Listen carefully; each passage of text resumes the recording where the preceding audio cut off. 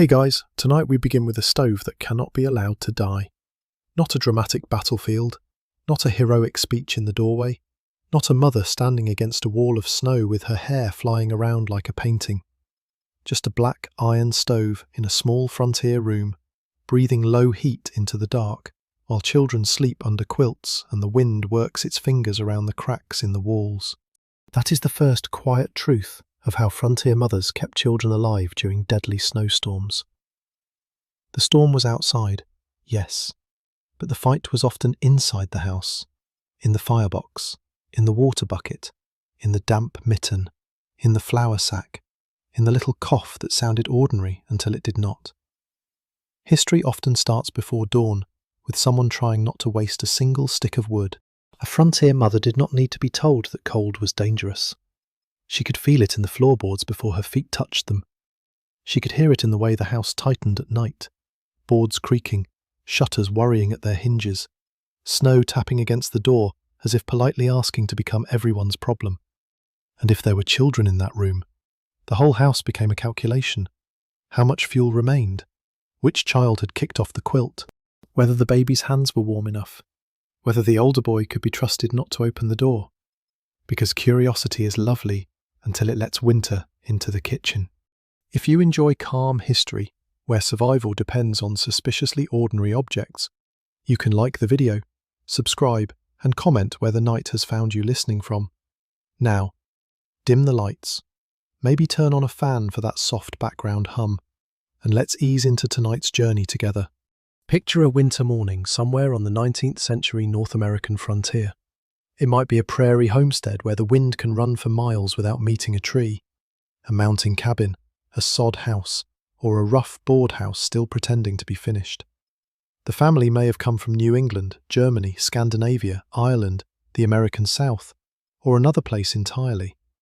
Some households had tighter walls, more animals, more neighbours, more money. Others had almost nothing between their children and the weather, except habit, labour, and a door that did not fit. The mother wakes first because the stove has its own schedule, and it is not interested in anyone's feelings. If the fire has been banked well, there may still be a dull red life under the ash. If it has gone cold, the morning has already become harder. She moves carefully, because waking every child would spend warmth in noise and motion. A little body rolls under a quilt. Someone mutters in sleep. The room smells of smoke, wool, old bread, and the sour dampness of clothing that never quite dried the day before. Her first job is not romance. It is heat management. She opens the stove only as much as she needs. Too much draught, and the fire flares fast. Beautiful and wasteful. Too little, and it sulks. This is where a modern person might fail in the first 10 minutes, not from weakness, but from not understanding that warmth is a budget. You do not simply make the room hot. You decide when to spend the heat, where to hold it, and which tasks deserve the cost. Children complicate every part of that budget. A grown adult can sit still and be miserable with some dignity. A child cannot always do that. Children wriggle out of covers, ask for water, step in puddled snowmelt, lose mittens, complain that socks itch, and stand too close to the stove until someone pulls them back. A mother had to protect them from cold, but also from the solutions to cold: flame, boiling water, heavy kettles, smoke, and the sharp edge of a crowded room. In frontier homes, the warmest space was often also the working space. Cooking, drying, mending, nursing, scolding, feeding, and praying could all gather around the same heat. That sounds cosy until you imagine 6 people, damp boots, a cranky baby, a pan of mush, a pile of wet wool, and one door everyone has been told not to open. Comfort in that room was not a soft feeling. It was a managed traffic pattern. The children's survival had been prepared long before the storm arrived. The flour had to be kept dry. Beans or cornmeal had to be stored where mice could not turn winter into a committee meeting. Wood had to be cut, hauled, stacked, and guarded from wet. Clothes had to be patched before the tear became a gap for wind. Quilts had to be layered, not because quilts were quaint, but because nighttime tested every seam. A mother might tuck younger children together, using shared body heat as quietly as any fuel. She might keep the smallest child closest to her, not out of sentiment alone, but because she could feel a change sooner that way. A chill in the hands, a fever, a restless breath, the odd stillness that made mothers stop whatever they were doing. The records do not always give us that pause. Diaries and later memoirs often mention storms, snow depth, lost cattle, delayed mail, and frozen roads. They are less generous with the minute-by-minute labour of watching a child breathe. That silence matters. Frontier survival is often remembered with axes, rifles, wagons, and men staring into weather.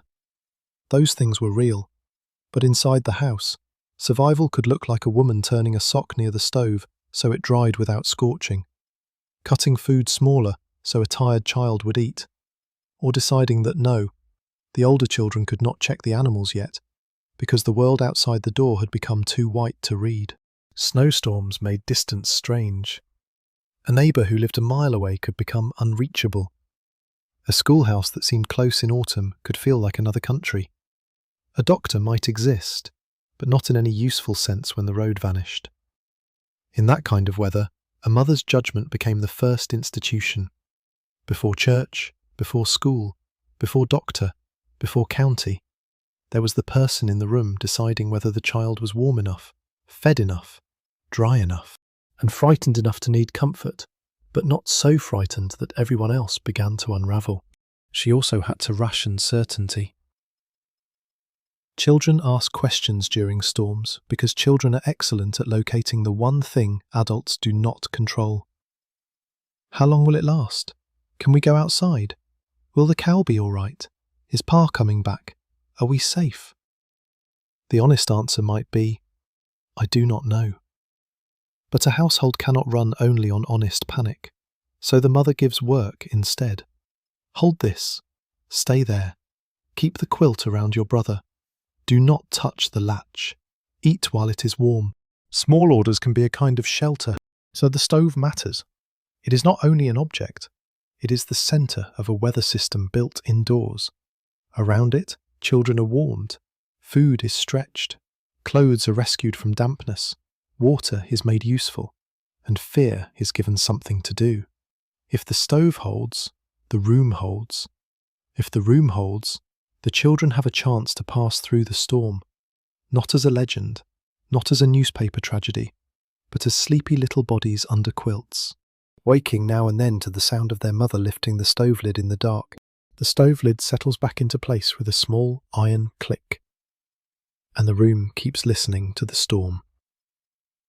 That may sound strange, but in a snowbound house, every sound becomes information. A loose shutter says the wind is turning. A hiss near the door says snow has found a crack. A child shifting under a quilt says someone is losing warmth. Even silence can mean something, because a winter house that has gone too quiet may be saving its breath, or it may be hiding trouble.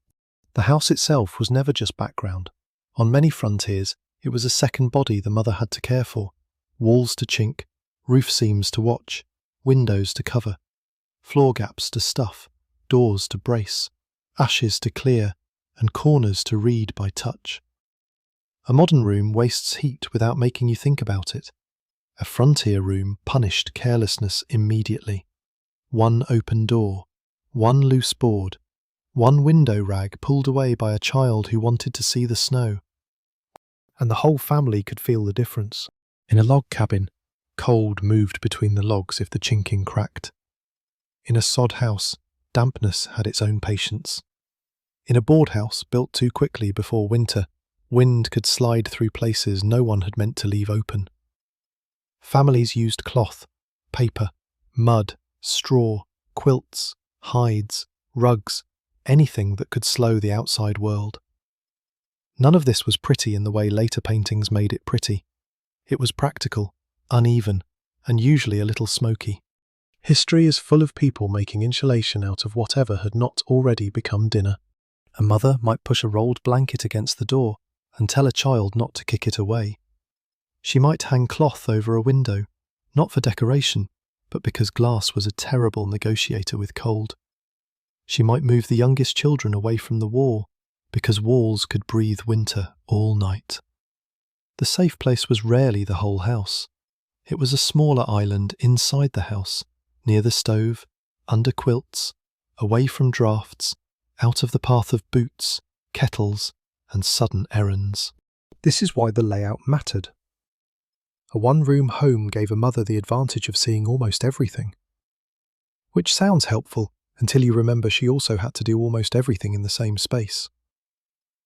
The sleeping area, the cooking area, the drying area, the sick corner, the place for mending, and the place for children to wait could overlap until the room felt less like a house and more like a careful argument with weather. Put the wet socks too far away, and they stayed wet. Put them too close, and they scorched. Put a toddler near the stove, and warmth became danger with small hands. The floor was another problem. Cold gathered low, where children lived. Adults forget this because adults spend more time standing, that small children sit, crawl, fall asleep against benches, and drop things under tables. A draft that only bothered a grown person at the ankle could wrap itself around a child's whole body. A mother watching the room had to think downward. Is the baby on a blanket, not bare boards? Are the little feet covered? Has someone dragged the quilt into the damp place by the door? Did that child just step in melted snow and decide not to mention it? Because children are sometimes brave in the least useful way. Dampness was cold's accomplice. Snow brought inside on boots became puddles. Puddles became wet hems. Wet hems became chill. Wet mittens became useless mittens. A child could be wrapped warmly and still be losing the fight through one damp sleeve.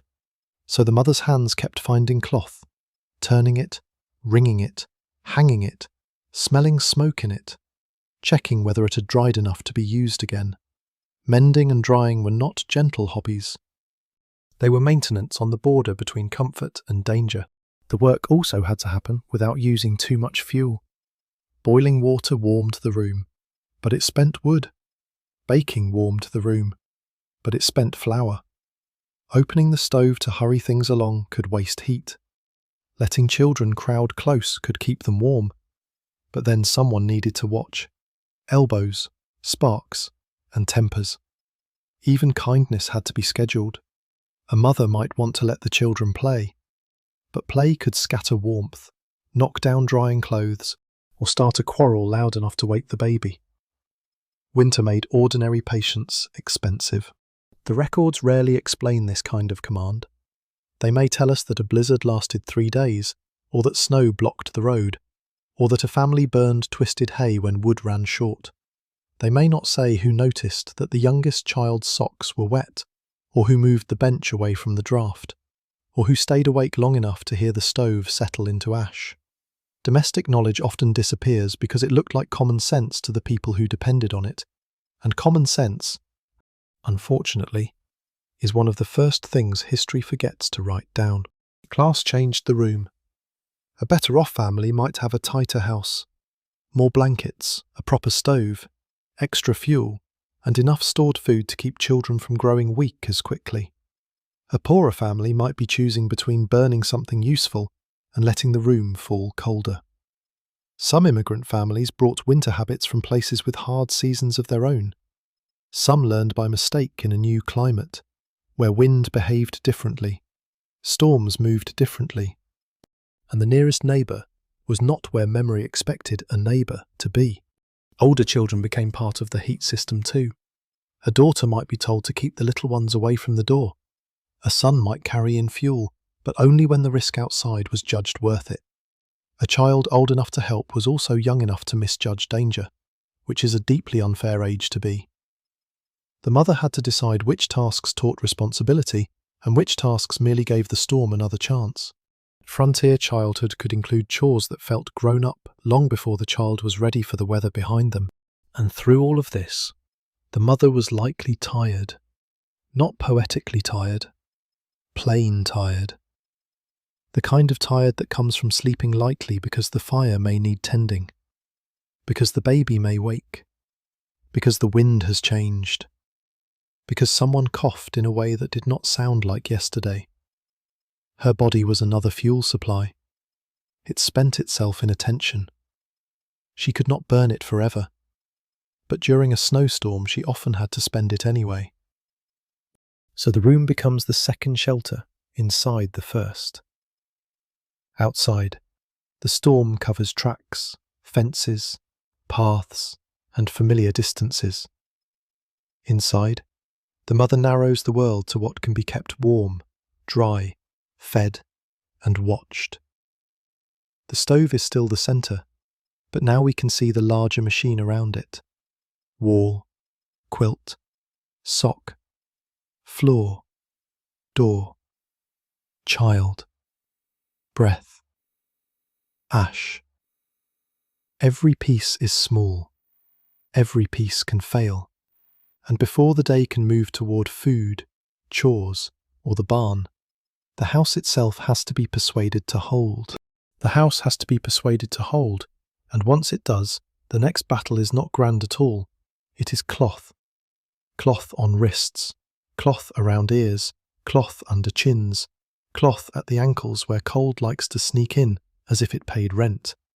A frontier mother could have a warm stove, a decent wall, and a pot beginning to steam, and still lose the morning to one wet sleeve. Children are small weather systems. They heat quickly, chill quickly, sweat under layers, then complain the layers itch, then pull something off, then forget where they put it. A mitten disappears under a bench, a sock gets damp near the door, a scarf becomes a rope in some private game that no adult asked for, and somewhere in the room, the mother has to notice the difference between a child being fussy and a child becoming cold.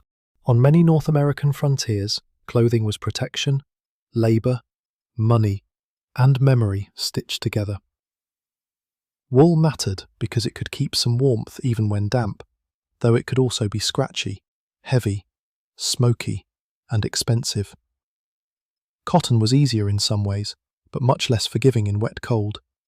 Fur, leather, homespun cloth, knitted socks, shawls, caps, hoods, and patched coats all belong to the winter defence, depending on region, income, trade access, culture, and what the family had managed to bring, make, mend, or barter. A mother did not simply dress a child. She assembled a moving shelter, first the underlayer, if there was one clean and dry enough, then the stockings or socks, then a dress, trousers, petticoats, shirt, coat, shawl, cap, mittens, boots, or whatever version of those things the household owned. The order mattered because a gap at the wrist or neck could undo a surprising amount of effort. A child could look bundled and still be losing heat from a place no one noticed until the fingers went pale or the crying changed tone. The problem was not only having clothes, it was keeping them dry. Snow was not content to remain scenery.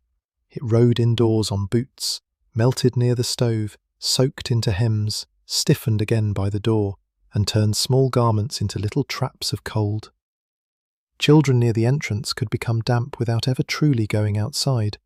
A boy sent to fetch wood might come back proud, snow-caked, and secretly wet at the cuffs.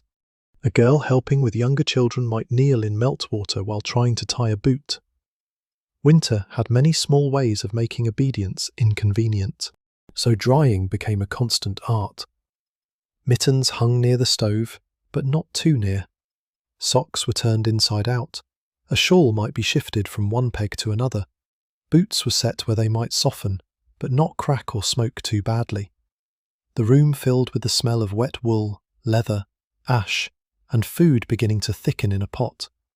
It was not the clean pine and candle version of frontier winter. It was more like a laundry problem with wind attached. Mending was part of the same survival system. A hole in a mitten was not charming. A missing button was not a detail for a museum label. A tear in a coat could become a line where cold entered. Women and older girls often repaired clothing because the household could not simply replace what wore out. Thread, needles, scraps, old garments cut into new patches, flour sacks reused as cloth, and worn blankets given another life all helped stretch protection across a season. The labour was quiet. which is why it is easy to underestimate. A mother might sew after children slept, when her own eyes were tired and the room had narrowed to stove glow and wind sound. She might patch the same knee again, because children have a gift for finding the exact part of clothing already closest to surrender. She might turn an older sibling's garment into something for a younger child, carrying warmth down through the family in fabric form. Nothing about this looked heroic, unless you have tried to keep children alive with one needle, bad light, and weather that keeps asking for a rematch. Class and place shaped every stitch. A family near a town or trading post had different options from an isolated homestead. A household with sheep, spinning knowledge, or access to wool had a different winter than one relying on store-bought cloth brought over long distances. Some immigrant communities carried strong traditions of knitting, layering, and winter sewing. Some families learned from neighbours. Some learned from the first storm that proved last year's coat was no longer enough. Indigenous communities had their own deep knowledge of clothing, materials, travel, and winter survival, shaped by local environments over generations. A careful script should not flatten those practices into the settler frontier story, or pretend all winter knowledge began with homesteaders. In many places, newcomers survived partly by observing, borrowing, trading for, or depending on knowledge that already existed on the land, even when later stories failed to give that knowledge proper credit. Inside the settler household, children's clothing also revealed rank within the family. The baby might get the softest, warmest protection because the baby could not help itself. The child who had outgrown a coat might still be made to wear it because the next coat did not exist yet. Older daughters might be expected to keep younger ones dressed and dry, becoming small assistants in a system they had not chosen. A poor child's winter was often visible at the edges, sleeves too short, boots badly fitted, mittens repaired past dignity. And children judged their own clothing in childlike ways. They hated the itch. They hated being wrapped too tightly. They hated not being allowed outside.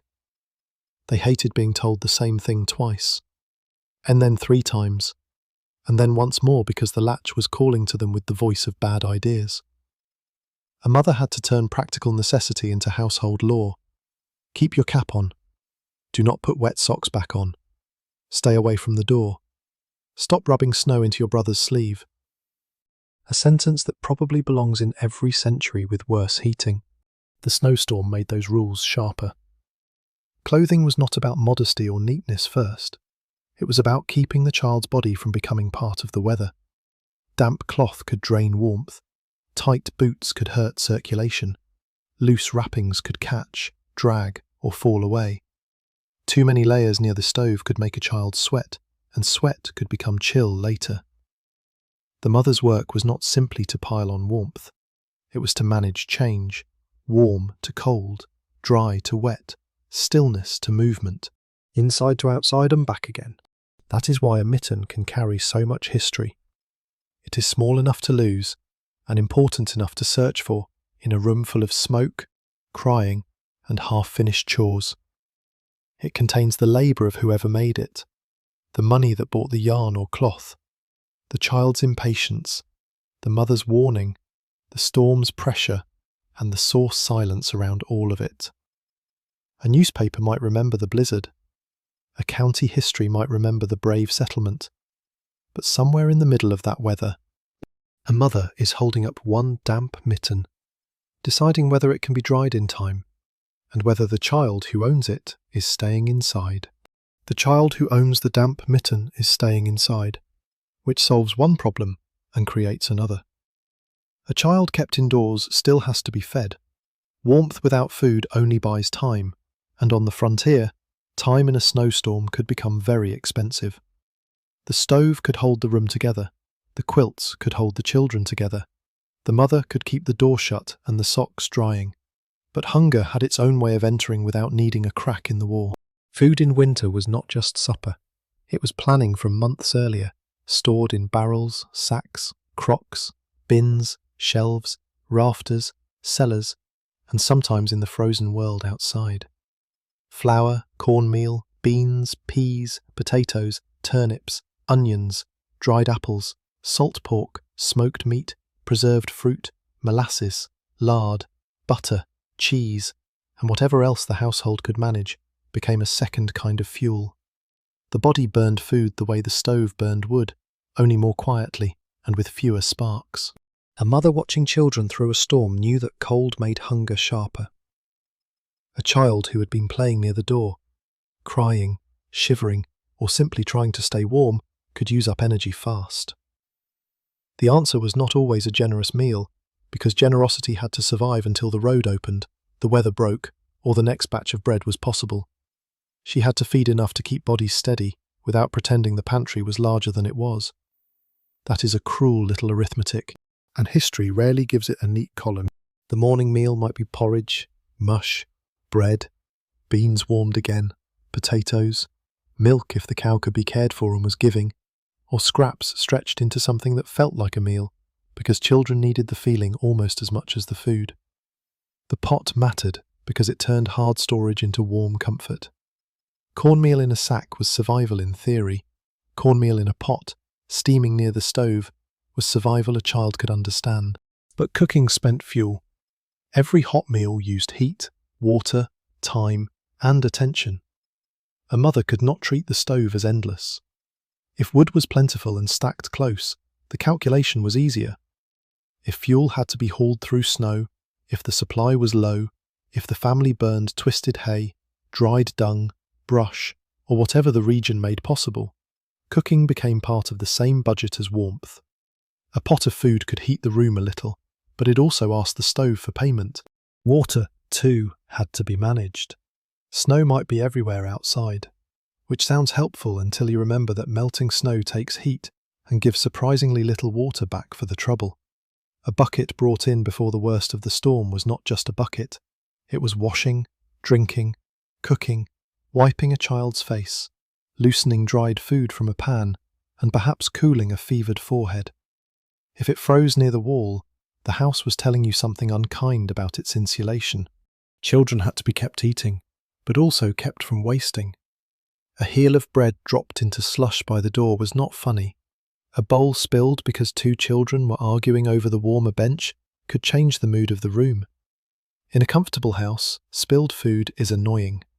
In a snowbound frontier room, it can feel like an accusation. The mother might soften her voice, or she might not. Fatigue makes saints rare, which is one of history's more believable details. Preserved food carried labour inside it. Dried apples meant someone had peeled, sliced, and saved them when the weather was warmer. Salted meat meant animal life, slaughter, storage, and the money or skill to preserve it. Potatoes in a cellar meant planting, digging, hauling, sorting, and keeping rot from spreading. Beans meant shelling and drying. Bread meant flour, yeast or starter if available, water, salt, kneading, baking, and the constant risk that something ordinary would run short at the worst time. This labour was often gendered without being only female. Men, women, children, neighbours, hired help, and extended kin could all contribute depending on the household. But the daily transformation of stored food into meals children would actually eat often fell heavily on mothers and older girls. The storm did not care who had already worked all week. It simply arrived and asked the kitchen to become an emergency system. Class shaped the pantry as sharply as it shaped clothing. A family with more land, animals, money, storage space, and access to markets could enter winter with more options. A poorer family might depend on a narrower diet, smaller reserves, or credit from a storekeeper who was not feeling sentimental. In some places, crop failure, debt, illness, or bad timing could make winter food insecure before the first serious storm. The blizzard then gets remembered as the disaster, but the vulnerability may have been assembled slowly before it. Region changed the table too. A prairie homestead did not eat exactly like a wooded mountain cabin. A Great Lakes farm, a Mormon settlement, a black homesteading community, or an immigrant household carrying old recipes into new weather. Some families had corn as the steady base, others leaned on wheat, potatoes, dairy, preserved pork, game, beans, or root crops. The careful thing is to avoid turning frontier food into one single menu, because the frontier was never one kitchen.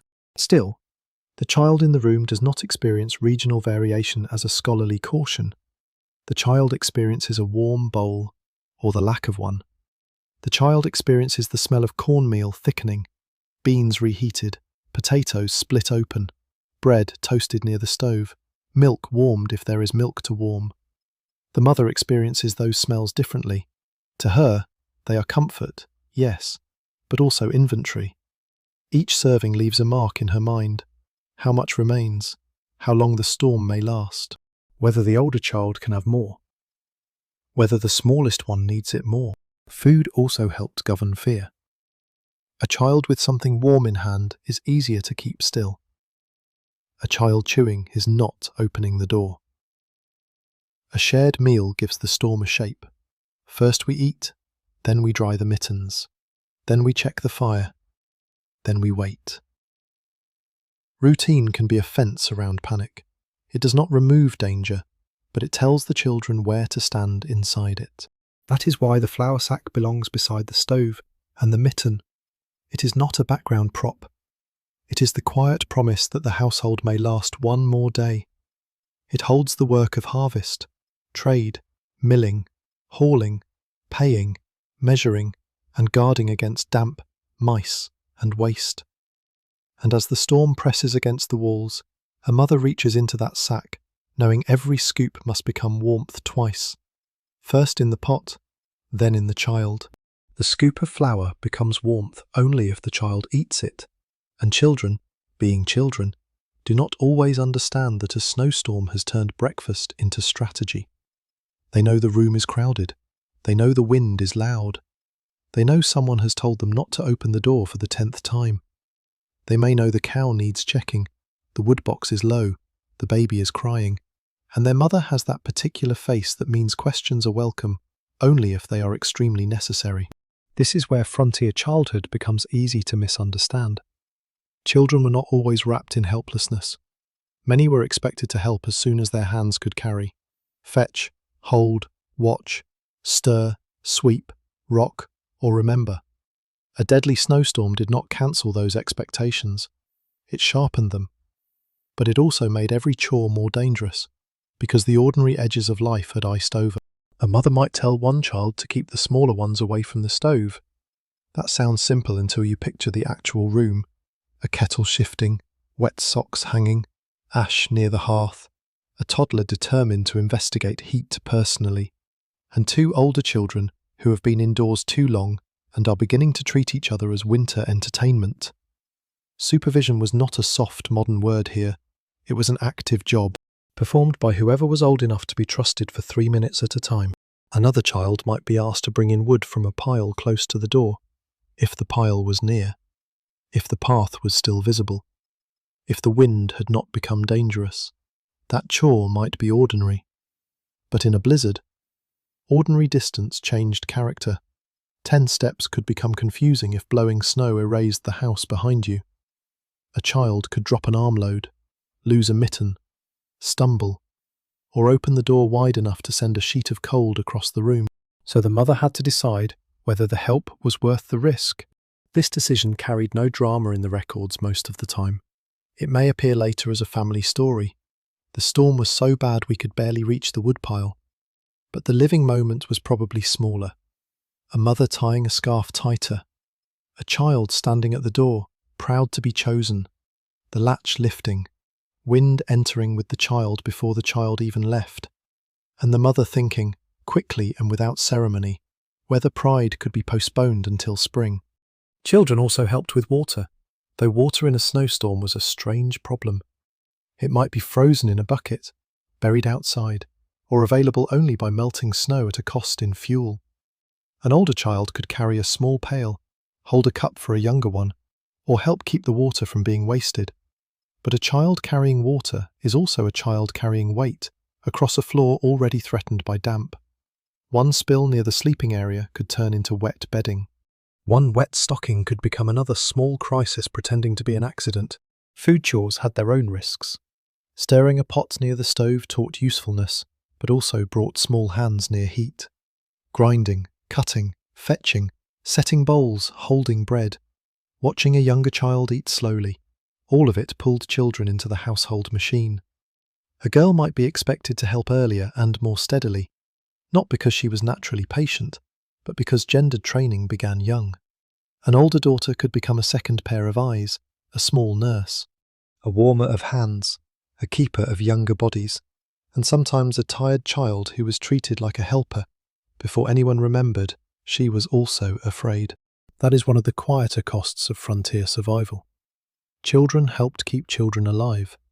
The older ones absorbed some of the mother's burden, and the household praised usefulness because usefulness was necessary.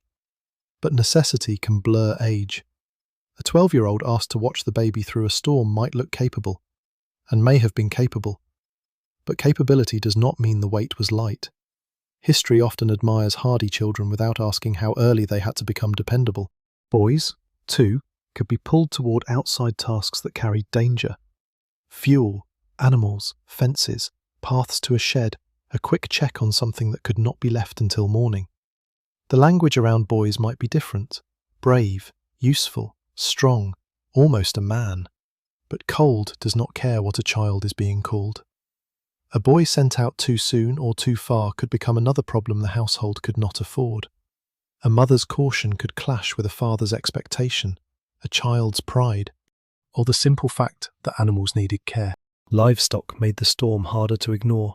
A cow, horse, pig, or chickens could represent milk, transport, eggs, money, or the family's future. Letting animals suffer could threaten the children later. Checking them could threaten someone now. If the father or older boys were away, injured, delayed, or already exhausted, the mother might have to manage decisions that later stories assign to men. She might not be remembered as doing farm management. She might be remembered as keeping house, which is a very tidy phrase for deciding who risks the weather and when. Inside, obedience became survival technology. Do not open the door. Do not go near the stove. Do not touch the kettle. Keep your brother covered. Stay on the blanket. Put the mittens where I can see them. Eat what is given. Speak softly while the baby sleeps. These orders could sound strict, even harsh, if separated from the room that produced them. Put them back into the storm, and they become a map of danger. A mother's authority in that moment was not abstract. It lived in her voice, her hand on a shoulder, the glance that stopped a child before the latch moved. She had to conserve heat, food, water, patience, and attention while also conserving the children's trust. Too much fear, and the room could become harder to manage. Too little seriousness, and someone would treat the storm like an adventure. The useful middle was difficult, calm enough to keep children steady, firm enough to keep them alive. There is a kind of love that looks, from the outside, like constant correction. It says no before explaining why. It moves a child away from the draft. It takes the wet mitten. It refuses the trip to the barn. It makes the older girl sit down and eat because she has been helping too long. It tells the proud boy that the wood can wait. It does not always sound sweet. Snowstorms were not improved by perfect parenting voices. The deeper truth is that frontier mothers did not keep children alive by doing everything alone. They kept them alive by choreographing dependence. Each child had a place in the room, a task sized to age and risk, a rule that protected more than the child understood. The stove needed fuel, the baby needed watching, the flour needed stretching, the door needed guarding. The storm outside turned the household into a little institution, and the mother, whether anyone wrote it down or not, became its tired clerk, nurse, quartermaster, judge, and weather officer. By the time the bowl is scraped clean, the children have already been part of the survival system. One held the baby. One stayed away from the latch. One carried a small stick of wood and felt proud. One was told no and hated it. The storm keeps pressing against the wall, but inside the room the rules have begun to hold like another layer of clothing. The rules hold like another layer of clothing. But rules cannot stop a cough from changing its sound. In a snowbound frontier room, illness did not always arrive as a grand emergency. Sometimes it began with a child who would not finish the warm food, a forehead a little too hot, a baby who slept in the wrong way, a boy who insisted he was fine because boys have been making poor medical reports since the beginning of boys. A deadly snowstorm made sickness harder to read because cold could imitate illness, and illness could hide inside cold. A child might shiver because the room had lost heat, or because fever was beginning. A child might be quiet because she was tired, or because something had shifted in her chest. The mother had to judge through layers: quilt, smoke, dim light, crying siblings, her own fatigue, and the steady knowledge that the doctor, if there was one, might as well be on the moon. On many rural frontiers, medical help existed unevenly. Some families lived within reach of a town physician in good weather. Some relied on midwives, neighbours, older women, family remedies, church networks, patent medicines, or whatever knowledge had travelled in memory and recipe books. Some doctors were skilled and serious. Some were limited by the medicine of their time, and even the best doctor could not cross a whiteout just because a mother wanted him to. So the first care happened at home. A mother listened. She touched the child's forehead, cheeks, hands, and feet. She noticed whether the child could swallow, whether the breathing was easy, whether the cough was dry or deep, whether the eyes looked clear, whether the child was too hot under the quilt or too cold outside it. These observations were not modern diagnosis. They were practical watchfulness, built from repetition and fear. And sometimes they were the only medical instrument in the house. The remedies varied widely by culture, region, family tradition, and access to goods.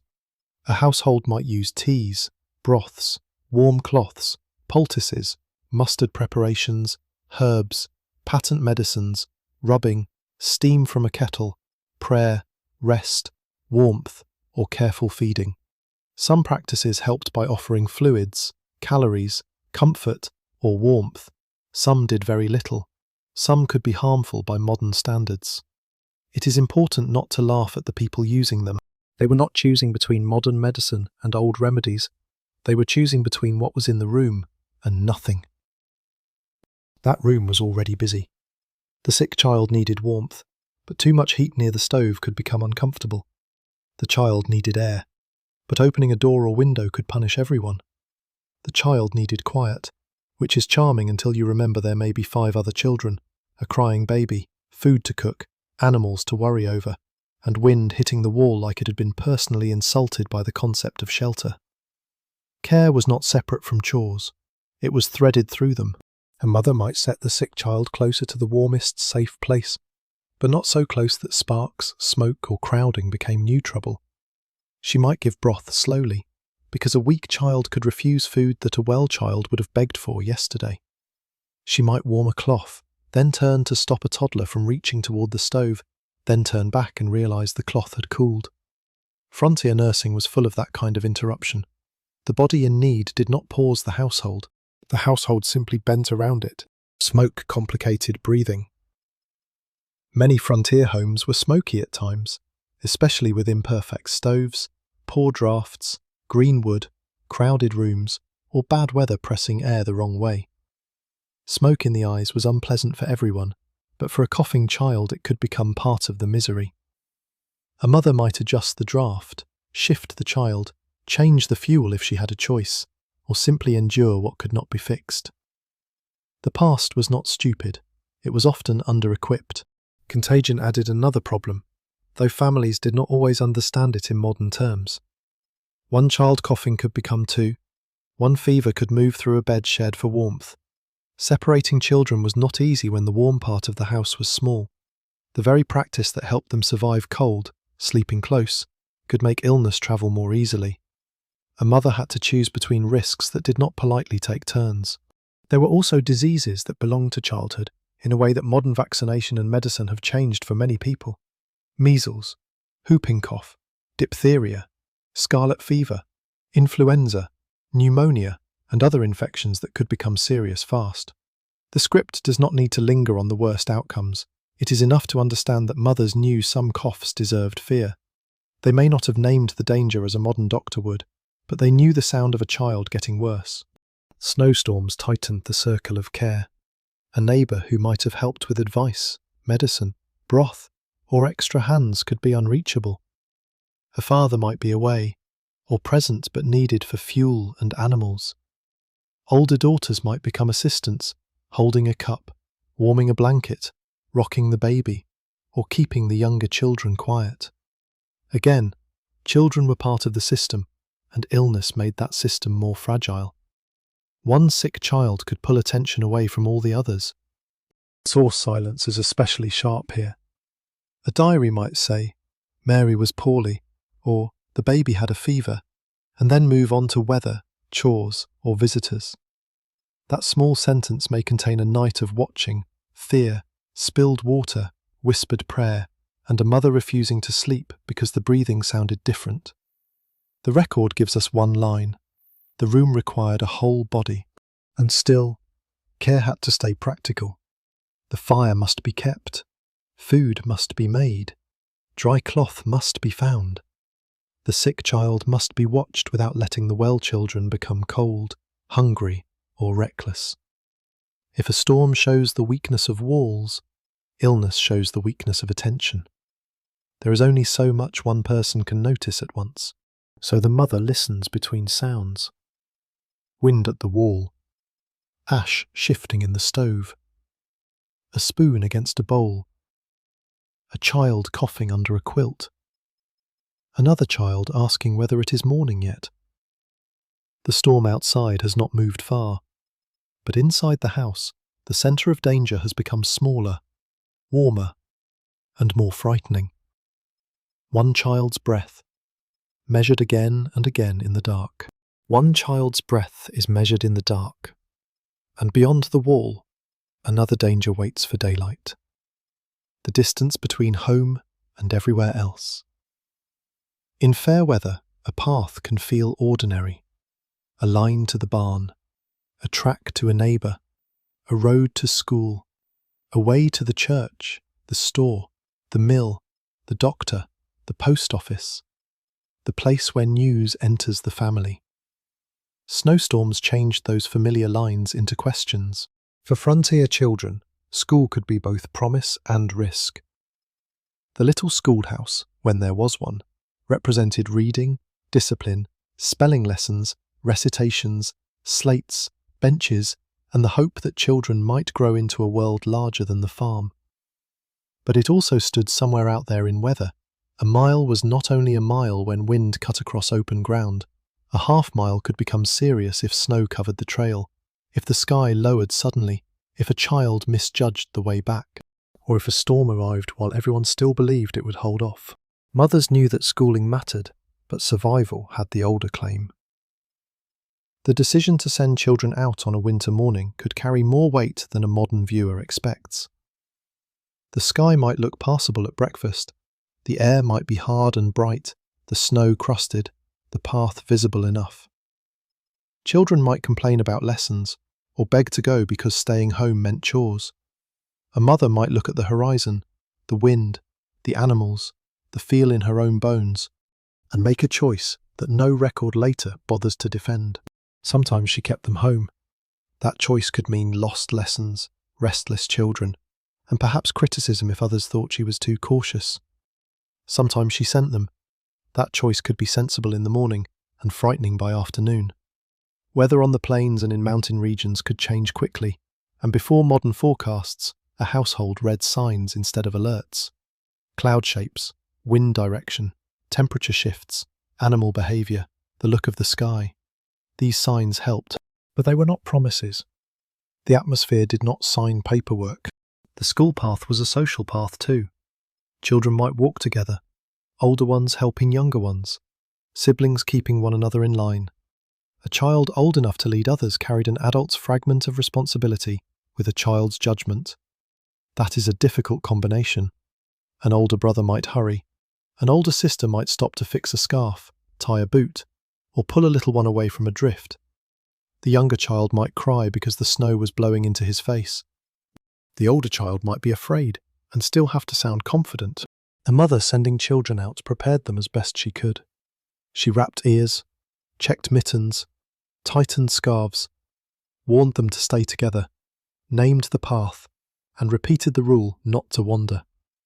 Repetition was not nagging. It was insurance with no paperwork and very limited coverage. She might pack food if the day required it, or make sure someone had a hot meal before leaving. She might remind them which neighbour's house was nearest if the weather turned. In some communities, children knew the landmarks as a safety map: fence line, grove, creek, road bend, barn roof, church steeple if visibility allowed. The problem was that storms could erase landmarks. Snow has a strange talent for making a known world anonymous. A fence becomes a pale ridge. A creek edge disappears. A road becomes a suggestion. The schoolhouse itself, so plain on normal days, could vanish behind blowing whiteness until it was close enough to touch. Adults could get lost in such conditions. Children were smaller, colder, and more easily frightened. The danger was not adventure, it was confusion. Inside the schoolhouse, the teacher became another temporary guardian. Frontier teachers, often young women themselves, could be responsible for children from scattered households when weather turned. A storm during school hours forced judgment onto the teacher. Keep the children in place, send them home early, wait for parents, rely on older pupils, watch the fuel, manage fear, and decide whether the building was safer than the road. The schoolhouse had its own stove, its own fuel problem, its own drafty corners, and its own crowd of children who needed calm before they needed grammar.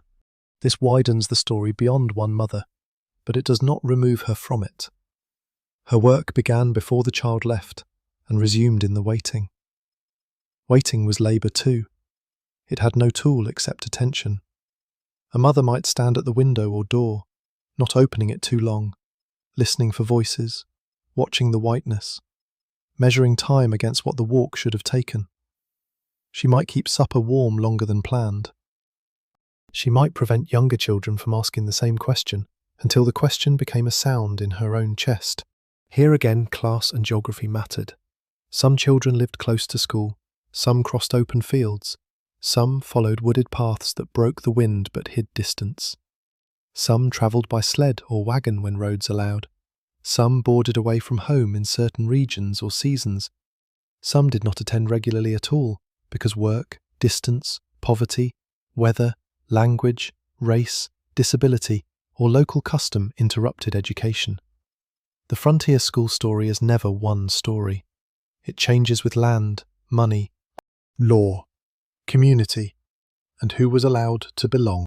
It also changes with race and settlement history.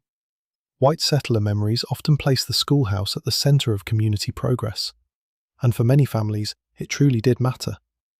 But those same settlement stories can hide the displacement of Indigenous communities, the unequal treatment of black children, the barriers faced by immigrant families, and the ways schooling could become a tool of pressure as well as opportunity.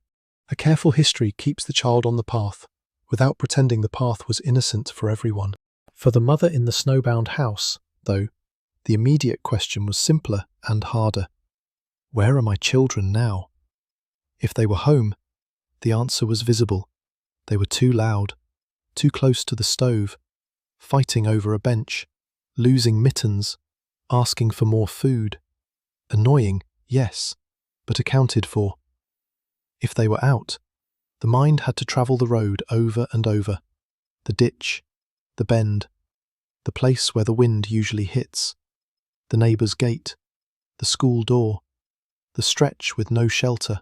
Stories of children caught in storms became powerful in frontier memory because they struck at a fear every household understood. They did not need much decoration. A child and a path were enough. The responsible version of that memory should not turn children into spectacle. It should show why the fear was so reasonable. The distance between safety and danger could be a few hundred yards, and the difference might come down to timing, visibility, clothing, and whether an adult made the least bad choice before the sky changed. So when a mother tells a child to stay home, or wraps a scarf tighter, or refuses to let a proud older child take the shortcut, she is not merely being protective. She is reading a whole map of risk. The stove has taught us about heat. The mitten has taught us about damp. The flour sack has taught us about stored energy. Now the path teaches another lesson. Survival also depends on knowing when not to cross a distance, just because yesterday it looked small. The path teaches another lesson, because it proves the storm was never only weather. By the time a mother decided whether a child could cross a field, fetch wood, follow a fence line, or stay pressed close to the stove, she was not simply reacting to snow. She was running a system, a small one, yes, one room, a few children, a stove, food, damp clothing, maybe animals beyond the door. But inside that small system, every decision touched every other decision. This is the point where the title changes shape. At first, it sounds as if frontier mothers kept children alive during deadly snowstorms by being brave in emergencies. And they could be brave. But bravery is too clean a word for what actually held the room together. The deeper work was management, heat management, hunger management, moisture management, fear management, labour management, risk management, and the management of everybody's patience before it broke into useless noise. The mother did not experience these as separate categories. She experienced them as a morning. The oldest child wants to check the animals. The youngest child has wet cuffs. The middle child will not eat unless the food is warmer. The baby has woken. The stove needs fuel. The door blanket has slipped. Someone has tracked snow near the bedding. The wind has shifted. A cough has returned. None of these events waits politely for the others to finish. They arrive together, like relatives with bad timing. That is why the household worked almost like a tiny frontier government, only with more socks. The mother issued orders, assigned labour, rationed resources, watched morale, interpreted weather, judged evidence, maintained infrastructure, and tried to prevent small failures from joining hands. If a mitten stayed wet, a child might not be able to go outside later. If a child could not go outside, someone else might need to fetch fuel. If fuel ran short, food might be delayed. If food was delayed, the children became tired and difficult. If the children became difficult, the baby might wake. And if the baby woke, the mother lost another piece of attention. A snowstorm punishes chains like that. Modern comfort hides chains from us. We press a thermostat, open a refrigerator, call someone, check a forecast, turn on a light, dry clothes in a machine, and often forget how many systems are standing behind those actions. The frontier mother had fewer systems behind her, so she had to become the system in front of everyone else, which is a lot to ask from someone who may also be wearing damp shoes. The stove remains the centre, but now it looks different. Earlier, it was heat. Now it is scheduling. When to cook, when to dry, when to open the draft, when to save fuel, when to let children close, and when to push them back. Fire is not just warmth. It is timing with flames. A mother who understood the stove understood the day. She knew when the room could afford a little more heat, and when the household had to live inside a smaller circle of comfort. The flour sack changes too. It is not just stored food. It is confidence, if there is enough, and anxiety, if there is not. Each scoop becomes part of a future calculation. A generous breakfast might calm frightened children now, but the storm might last longer than the sky admits. A thin meal might preserve supplies, but a cold child with too little food is not being preserved at all. The mother is not choosing between comfort and discipline. She is choosing between one risk and another risk, which is what many domestic decisions really were. The mitten changes with them. It is not merely a lost object, although it is very good at being that. It is mobility. It decides whether a child can help, whether help becomes danger, whether the mother can send someone to the woodpile, whether the door must open, whether the room will lose heat. A damp mitten can shrink the household's options. That is almost insulting, but history is full of insulting truths. The children's behaviour becomes part of the system as well. A quiet child saves attention. A frightened child spends it. A helpful child adds labour, but may also need watching. A bored child creates experiments, and experiments near a stove are rarely appreciated by adults who enjoy having a house. The mother must shape behaviour without breaking spirits. She needs children still, but not frozen into fear. Useful, but not overburdened. Obedient, but not so cowed that they stop reporting what matters. Cold feet, a wet sleeve, a strange cough, a missing sibling. This is where maternal care becomes more complicated than tenderness. Tenderness is there, of course, but it is braided with command. A mother might stroke a child's hair with one hand and point sharply away from the door with the other.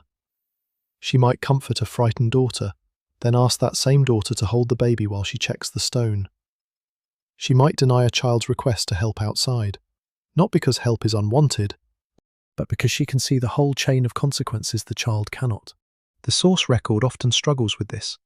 Later stories may praise frontier mothers as strong, patient, self-sacrificing, and brave. Those words can be true, but they can also flatten the work into a statue.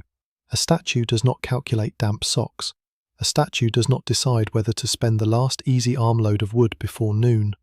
A statue does not lose patience and then feel guilty because the child was only cold and scared. Real mothers lived in motion, not marble.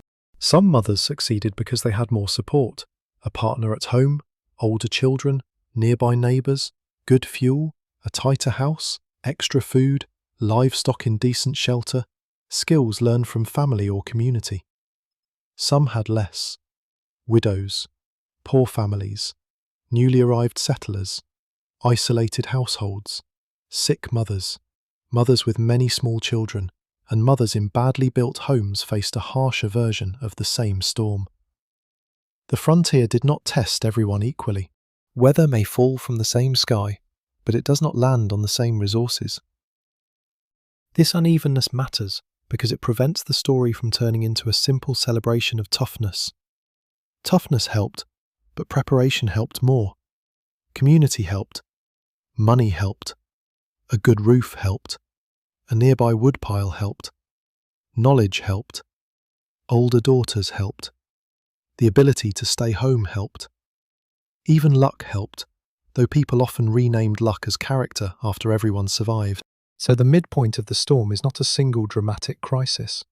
It is the moment when the ordinary things reveal their hidden power. Stove, flower, mitten, door, path, cough, quilt, bucket, child. Each one is small enough to overlook. Together they form the survival system. A frontier mother kept children alive by seeing the links before the links became disaster. Outside, the snow keeps erasing the world. Inside, the world has become smaller but more exact. The mother does not need to conquer the storm. She needs to keep the next few feet of life working.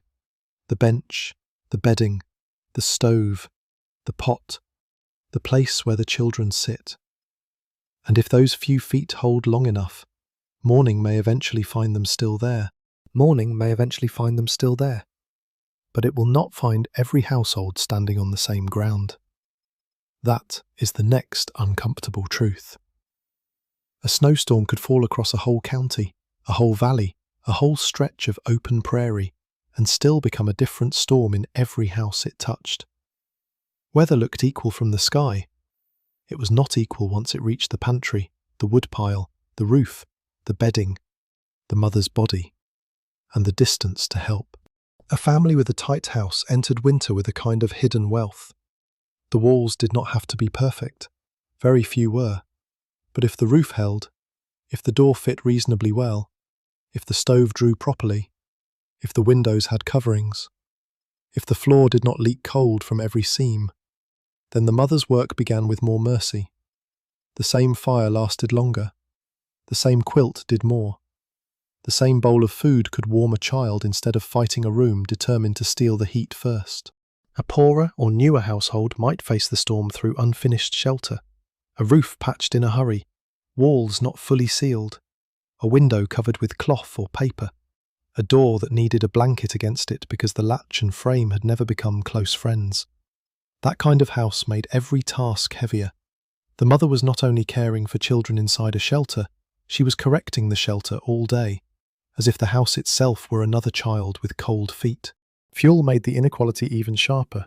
In wooded regions, a family might have access to trees, though cutting, splitting, hauling and stacking wood still required enormous labour.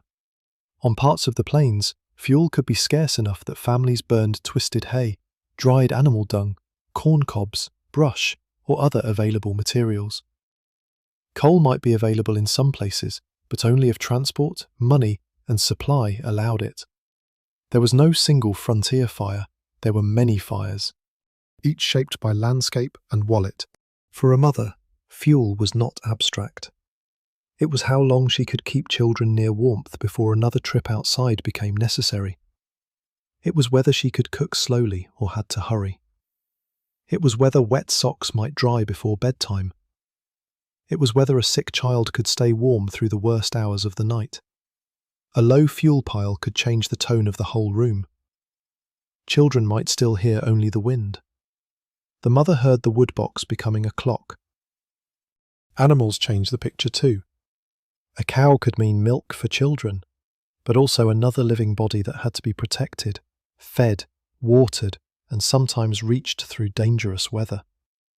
Chickens might mean eggs, if they survived and kept laying. Horses or oxen could mean transport, labour, and future planting. Livestock could make a household more secure, but also more exposed. The barn, shed, or lean-to was both asset and obligation. Sitting outside the warm circle of the room, like a question nobody could ignore forever. Class was sometimes visible in bedding. More blankets meant more chances to keep small bodies warm. A feather bed, wool blankets, buffalo robes in some regions, extra quilts, spare clothing, and dry socks all gave a family more ways to solve the same problem. A poor household might rely on shared beds, layered worn covers, old coats, sacks, or whatever could be turned into warmth without ruining it for later. Sharing a bed could be practical and affectionate, but it could also be evidence that there were no better options. The storm also treated mothers differently according to household size. One baby is not the same as 5 children under 10. A house with older daughters had a labour reserve, though calling it that makes childhood sound like a ledger, which is uncomfortable because it often was. A mother with only very small children had fewer hands and more bodies to protect. A mother recovering from childbirth, nursing an infant, ill herself, or grieving a recent loss, faced a storm with less strength than the later story might politely admit. Neighbours mattered, but distance decided how much. In some settlements, families lived close enough to exchange help, news, food, fire, medicine, or reassurance when weather allowed. In others, the nearest neighbour might be miles away, across ground that became unreadable in blowing snow. A neighbourly community could still be helpless for a day or two if the storm blocked travel. Good intentions do not walk well through a whiteout. Ethnicity and culture shaped winter practice in important ways. Scandinavian, German, Irish, French-Canadian, Eastern European, Mexican, Black, Mormon, and many other households brought or built different habits around food, clothing, building, fuel, family labour, religion, and mutual aid. Some knew severe winter well. Some knew different kinds of winter and had to adjust. Some preserved old recipes because they worked in cold weather. Some learned from Indigenous neighbours, hired workers, older settlers, or painful trial. The responsible story does not turn all of them into one pioneer mother wearing the same shawl, nor should it pretend settler survival happened on empty land. In many frontier regions, Indigenous people had long established knowledge of winter shelter, clothing, food storage, travel, and local weather. Settler accounts sometimes borrowed from, traded with, depended on, dismissed, or erased that knowledge. A mother in a settler house might be praised later for endurance, while the deeper history of the land, including displacement and unequal power, remained outside the family memory. The snow did not erase those histories. The stories often did. Race also shaped access to safety. Black homesteaders and families moving through post-Civil War and later frontier spaces could face the same weather with additional barriers: discrimination, weaker access to credit, land, institutions, schools, markets, and legal protection depending on place and period. Immigrant families might face language barriers or suspicion. Poor families might lack the equipment that made winter survivable with less constant strain. A snowstorm could reveal every inequality that summer had allowed people to ignore. This does not mean better-off mothers had easy winters. They still woke for the stove, they still watched coughs, they still dried mittens, rationed patience, and feared the road. But resources changed the margin. The margin is the quiet space between discomfort and danger. A spare blanket lives in that margin. So does a nearby neighbour, a full flour barrel, a dry wood pile, a barn that holds, a child old enough to help safely, and a mother not already exhausted beyond thinking. That margin is what many heroic stories smooth away. They say frontier families were tough, and many were, but toughness without margin can become tragedy. Toughness with margin can look like character when it is partly stored food, decent shelter, and help close enough to matter. The mother who kept children alive might have done so through courage, skill, discipline, and love. She might also have done so because the last storm had not taken the roof, because the cow was still giving milk, because someone had stacked wood before the snow, because a neighbour lived just near enough. So inside the room, inequality has a sound. In one house, it is the steady burn of good, dry wood. In another, it is the thin crackle of poor fuel being asked to do too much. In one house, children complain under heavy quilts. In another, a mother gives up her own covering because one child is colder. The storm outside may look like one white silence, but inside each home, it speaks with a different accent. The storm speaks with a different accent in each home, but it also speaks across the spaces between homes. That distance matters now. A mother could manage the stove, the food, the clothes, the cough, the children, and the rules inside her room. But outside that room, there was another kind of survival system. Neighbours, churches, schoolhouses, kin, hired hands, passing travellers, storekeepers, and the fragile comfort of knowing that somewhere beyond the snow, other people existed. Frontier communities often depended on each other in ways modern comfort can make hard to feel. A neighbour might lend fuel, bring food, help with animals, sit with a sick child, carry news, fetch a doctor, repair a roof, dig through drifts, or simply appear at the door and prove that the world had not ended at the fence line. Mutual aid was not sentimental decoration, it was infrastructure made of people. Very useful infrastructure when the people could reach you. Snowstorms tested the distance between intention and ability. A neighbour could be generous and still trapped in his own house. A church community could care deeply and still be miles away behind vanished roads. A doctor could be willing and still unable to travel. Someone might see smoke from another chimney and take comfort from it, but smoke was not a bridge. A mother could know help existed in principle while still having no help in the room. That is one reason frontier mothers worked so hard to prepare before storms. Community could rescue, but preparation had to hold the hours before rescue was possible. The woodpile had to matter before the neighbour arrived with a team. The flour sack had to matter before the road opened. The child's fever had to be watched before anyone could bring medicine or advice. A household could be connected socially and isolated physically at the same time, which is a very frontier kind of contradiction. Churches and religious networks often helped families endure winter, though not always in dramatic ways. A church might be a place where news travelled, supplies were noticed, widows were remembered, and struggling families were quietly helped. Ministers, priests, elders, or other community figures might visit when weather allowed, offer comfort, organise assistance, or carry information between households. Faith itself could steady a mother through fear, especially when practical choices had run out. Prayer did not replace firewood, but it could give shape to waiting, and waiting was sometimes the hardest chore in the house. Women's networks were especially important, though the record may not name them as grand institutions.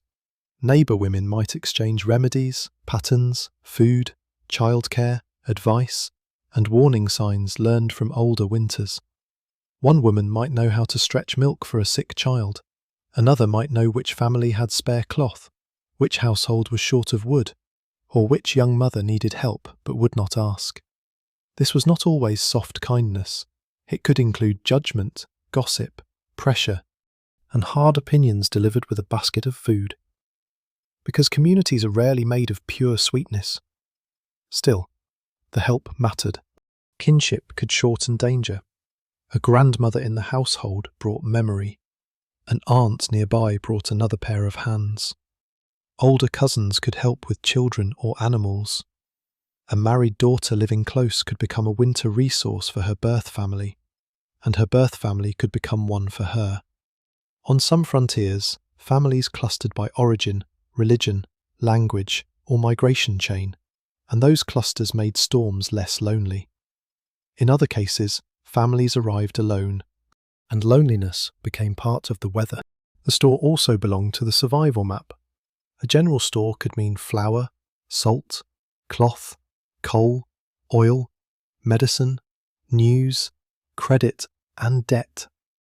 Before or after storms, a mother's household might depend on goods bought there or on credit extended by a storekeeper who knew the family. But the store was only useful if someone could reach it, if supplies were available, and if the family could afford them or be trusted to pay later.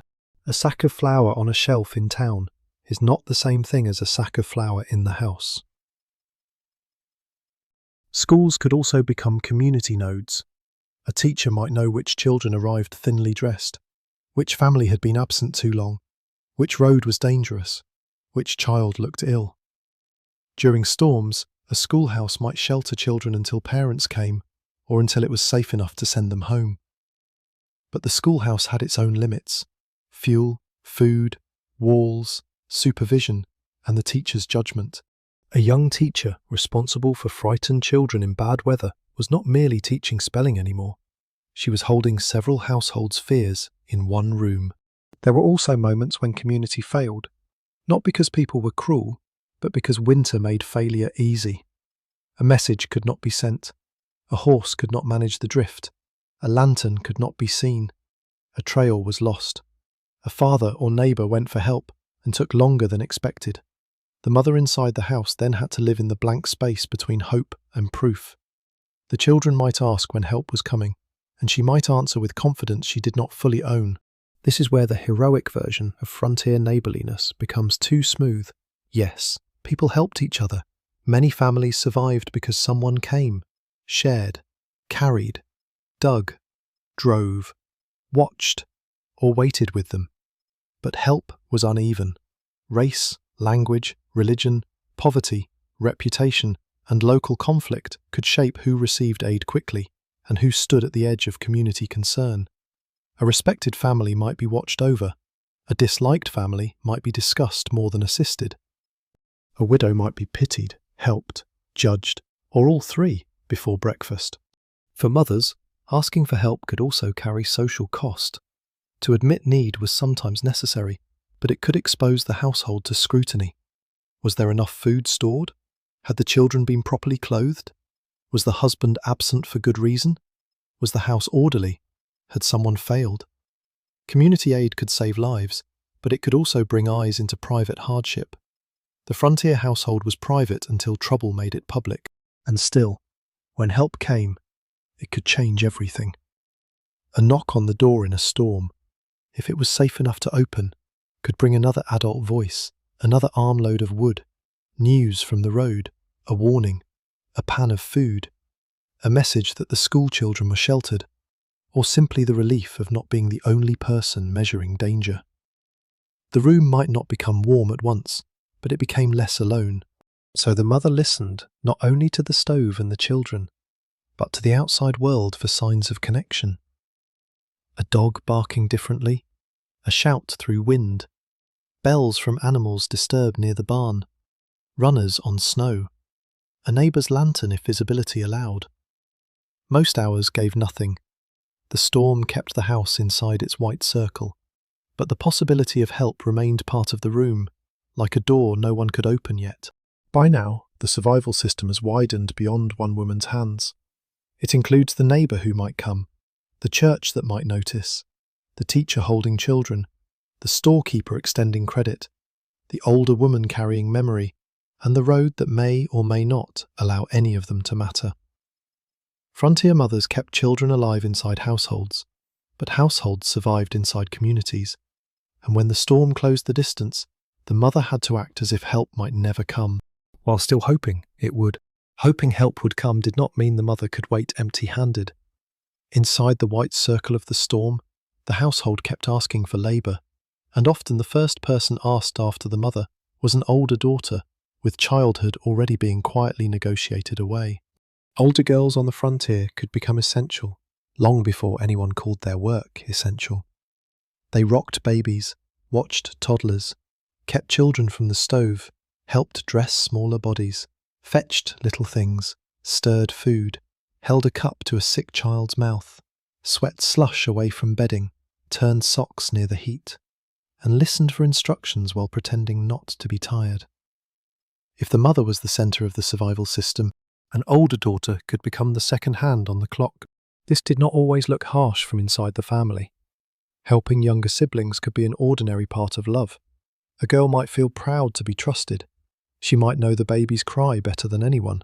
She might understand which little brother would try the door, which sister would hide wet cuffs, which child needed coaxing before eating. Domestic skill was real skill.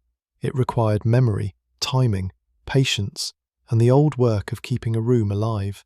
But pride did not erase the cost. A girl asked to hold the baby while the mother tended the stove was also losing her own chance to sit under the quilt. A girl sent to find dry socks for someone else might be wearing damp ones herself. A girl told to keep the younger children quiet might be frightened too. But fear looks different when you are assigned responsibility. She may have wanted to ask whether the storm would end. Instead, she was told to warm the little one's hands. The work could begin in small gestures. A mother lifts the stove lid, and the older daughter automatically pulls the toddler back. A bowl is passed, and the girl blows on it before giving it to a younger child. The baby wakes, and she shifts him to her hip, copying the motion she has seen all her life. No one pauses to announce that training is happening. The storm teaches through need. The household teaches through repetition. By the time anyone thinks to praise the girl, she may already be doing the next thing. Boys certainly worked too, and often hard. They carried fuel, helped with animals, shoveled, watched paths, ran errands when safe, and learned outdoor responsibilities that could be dangerous in winter. But girls' labour often stayed closer to the room, closer to bodies, closer to the kind of care that disappears because it leaves fewer dramatic marks.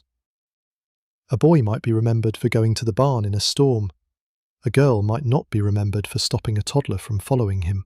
That is a source problem as much as a family problem. Diaries, memoirs, and local histories may praise a mother's endurance or mention that the children helped. They may not separate the work of a 10-year-old girl who spent the day holding, feeding, warming, and distracting younger children. Her labour blends into the sentence, "We managed, somehow," which is a very small phrase for a very long day. The gender training was not only practical, it prepared girls for the adult role many communities expected of them: household management, childcare, cooking, mending, nursing, moral steadiness, and the ability to keep functioning when comfort was unavailable. A snowstorm did not create those expectations, but it made them visible. The girl who learned to dry mittens without scorching them was also learning that domestic failure could have consequences. The girl who learned to quiet frightened children was learning that emotional weather inside the room needed managing too. There is tenderness in this, and also unfairness. Both can be true at once. A mother might depend on her daughter because she trusted her and had no one else. The daughter might help because she loved her siblings and understood the house better than an outsider ever could. But necessity can turn affection into duty so smoothly that no one hears the hinge. The child becomes useful, and usefulness becomes expectation, and expectation becomes character in later memory. You can see it near the stove. The older daughter kneels to tug a blanket around a smaller child. She is careful because the blanket edge has dragged near damp floorboards. She glances at her mother before opening a crock. She knows which spoon belongs to the baby, which cup leaks, which sock must not be put back on because it is wet inside. These details are not cute, they are operational knowledge. They keep the room from wasting heat, food, and attention. In some households, older daughters also carried emotional translation between adults and children. If the mother's voice became sharp from exhaustion, the daughter might soften the order for the little ones. If the father was away or anxious over animals, she might keep younger children from asking the wrong question at the wrong time. If the baby would not settle, she might sing, rock, bounce, or whisper nonsense until the room had one less sound. This kind of labour leaves almost no artefact except the fact that everyone got through the hour. Age mattered. A 14-year-old could be near adult in responsibility. A 9-year-old might be asked for help but still need help herself. A girl old enough to understand danger could carry dread more quietly than the little children. That quiet could fool adults into thinking she was fine. Frontier childhood often rewarded children who did not make more work. Silence could be mistaken for strength. Class shaped this too. A wealthier household might hire help, live near kin, have more rooms, more bedding, more supplies, and more ways to spare an older child from constant care. A poorer household might rely heavily on every capable pair of hands. In immigrant families, extended kin networks or older siblings might be especially important, while adults navigated new land, language, and markets. In families facing racial barriers, displacement, or poverty, children's labour could sit inside pressures later mainstream frontier stories often failed to record honestly. So when we say frontier mothers kept children alive, we should hear a chorus behind the phrase. Not a loud chorus, a quiet one. The older daughter pulling a toddler back from the stove, the boy carrying one stick of wood because one stick is all he can manage, the child who shares a quilt without kicking, the sister who gives up the warmer place, the brother who watches the door. Survival did not belong to one heroic pair of hands, even when one pair of hands had to guide all the others. Still, the burden of coordination often returned to the mother. She had to know when help from a child had become too much help. She had to notice the daughter who was pale from standing, the son too eager to prove himself outside, the small child going quiet in a corner. She had to use her children's labour without spending her children carelessly. That line could be thin, especially when the wind was loud and the wood was low. By evening, if evening could be distinguished from the rest of the storm, the older daughter might finally sit. The baby may be asleep. The damp socks may hang in a slow, smoky row. The little ones may be bundled into their places. The mother may look across the room and see not only children she protected, but children who helped protect each other. And somewhere in that tired room, childhood has done a day's worth of adult work, then curled under a quilt as if it were only sleepiness. Childhood curls under a quilt as if it were only sleepiness, and that is where the record often loses it. The room is full of work, but the page may show almost nothing. A diary might mention that the storm continued. A county history might say the settlers endured a hard winter. A newspaper might report roads blocked, livestock lost, trains delayed, or a brave rescue miles away. The child who rocked the baby, the mother who stayed awake, the sock that dried just in time, all of that can vanish into a phrase as small as, "We got through." This is one of the hardest parts of writing honestly about frontier mothers. The work was everywhere, but the surviving evidence is uneven. Some women left diaries, letters, memoirs, recipe books, account books, and family stories. Some wrote only in brief lines because paper was limited, time was limited, privacy was limited, and exhaustion is not famous for producing long paragraphs. Others left no writing at all. Their labour survived through children's memories, local rumour, later family retellings, objects in trunks, or not at all. A mother might have spent a night moving between the stove and a sick child. But if everyone survived, the page could treat the event as ordinary. Ordinary survival rarely gets the attention it deserves. Disaster leaves louder traces. A death notice, a rescue story, a court record, a doctor's bill, a newspaper paragraph about a terrible blizzard. Those sources matter, but they can pull history toward the spectacular.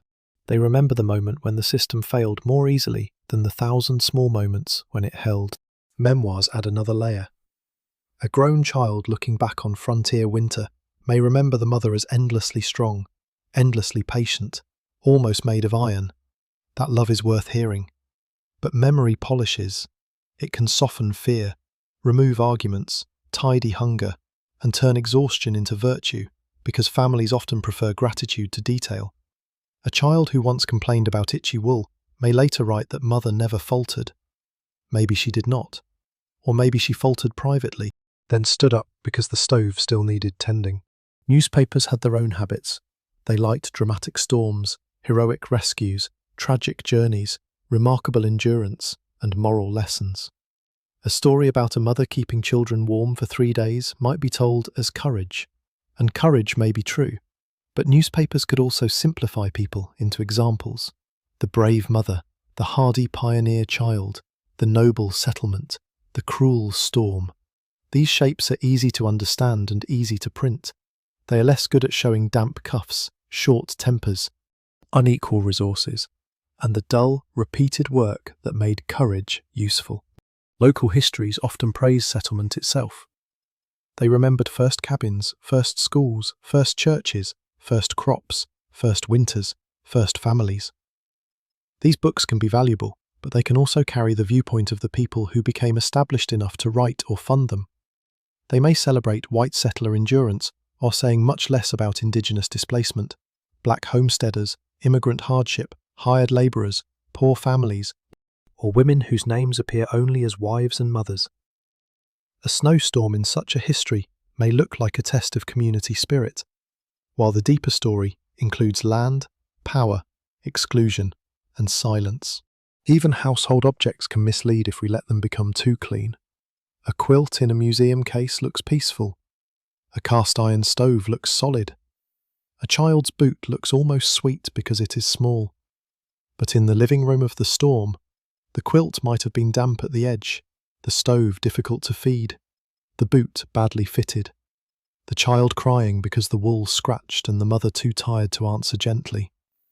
Objects preserve shape better than strain. That does not mean we should distrust every warm memory. Family stories can carry real truth. A child may truly remember the sound of wind against the wall, the smell of bread, a mother's hand checking a forehead, the rule not to open the door. Emotional memory can be accurate in ways a ledger is not, but it needs careful handling. We should not turn one family's story into every family's reality. We should not turn one mother's success into proof that all mothers had the same chance. The past asks for respect, not flattening. Account books and store records can reveal another kind of pressure. Flour bought on credit, cloth purchased before winter, coal oil, salt, medicine, thread, nails, shoes, or debt carried into spring. These entries may look dry, but they show the material skeleton behind survival. A mother's care could depend on whether the household could obtain cloth, fuel, food, and medicine before the storm. Love did not replace credit. It worked with or against it. Weather records help too, but they do not tell us what the weather felt like inside one room. A recorded temperature, snowfall, or storm date can anchor the world. It can tell us that a blizzard was real, severe, regionally destructive. But no thermometer records a mother deciding whether to wake a sleeping child for warm food. No official weather note records the older daughter staying quiet because the baby had finally settled. The numbers give the sky the domestic record when it exists. Gives the room So a careful story moves between evidence and humility. It can say that frontier families faced severe winter hazards, that domestic labour was central, that mothers and older daughters often managed heat, food, clothing, illness, and children's behaviour. It can say that storms isolated households and made ordinary decisions more dangerous. It should be more careful with exact scenes, private thoughts, heroic speeches, and universal claims. We can imagine a mother listening to a child breathe, because many sources and conditions make that plausible. We cannot pretend to know every sentence she whispered in the dark. This caution does not weaken the story. It makes the story more human. The silence itself becomes part of the storm. When records omit the mother's minute-by-minute labour, they are not proving it was small. They are showing how often survival work becomes invisible when it succeeds. The room holds. The children wake. The road opens. And history walks past the stove to write about something larger. But the larger thing was partly made there, in the ash kept alive, in the food stretched, in the warning repeated, in the daughter's tired arms, in the damp mittens saved from freezing stiff. A frontier mother's work may not always appear clearly in the archive, but the absence has a shape. It is the shape of a room that survived long enough for someone else to remember the storm by its snowfall instead of by the child who almost got cold. The child who almost got cold may never appear in the archive, but the mother who noticed in time carried that almost in her body. This is the part of survival that does not fit well into heroic memory. Keeping children alive through a deadly snowstorm was not only a sequence of tasks, it was a sequence of small alarms, many of them false, some of them not, all of them asking to be judged before they became visible to anyone else. A mother listened to ordinary sounds until they became a kind of language. The scrape of a child's boot near the door, the wet cough that returned after supper, the stove settling lower than it should, the little silence that meant children were either asleep, guilty, or doing something with impressive confidence and no permission. She had to sort those sounds quickly. Some could be ignored. Some required a word. Some required her to stand up when her knees would rather not participate in history anymore. This constant sorting was emotional labour before anyone would have used that phrase. It was not merely feeling worry, it was managing worry so the household could continue functioning. A frightened mother could not let fear pour into the room unchecked, because children read adult faces almost as closely as adults read weather. If her voice sharpened, the room could tighten. If she sounded too calm, children might think the rules were soft. If she admitted too much uncertainty, the questions could multiply like sparks in dry straw. So she carried two storms at once. The one outside pressed against the walls. The one inside moved through thought. How much wood? How much flour? How long since the baby drank? Whether the cow could wait? Whether the school children were safe? Whether the cough was worse? Whether the door blanket had slipped again? None of these questions was large by itself. Together they formed a weather system behind the eyes. Modern people often separate practical work from emotional strain, as if doing the task and fearing the consequence are different events. In a frontier snowstorm, they were braided tightly. When she checked a child's feet, she was not only checking cloth and skin, she was checking whether she had failed to notice sooner. When she stretched food, she was not only cooking, she was deciding how much future to spend at the table. When she refused a child's request to go outside, she was not only enforcing a rule, she was choosing to disappoint a child now, so she did not have to grieve later. That choice could make a mother seem severe. Frontier memories sometimes describe mothers as stern, practical, not given to softness. Some were, but some of that sternness was probably the face of calculation. A woman who had to make danger understandable to children did not always have time to make it gentle. No was faster than a lecture on exposure, visibility, fuel loss, and the poor judgment of 9-year-olds near door latches. Also, in fairness, 9-year-olds have been negotiating with disaster for a very long time. There were softer moments too, though they may not have announced themselves. A mother warming a child's hands under her shawl. A bowl held close until the child could sip. A song hummed low enough not to wake everyone.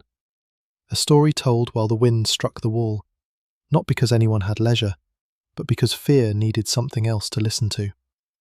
Comfort was not separate from survival. It was one of the tools.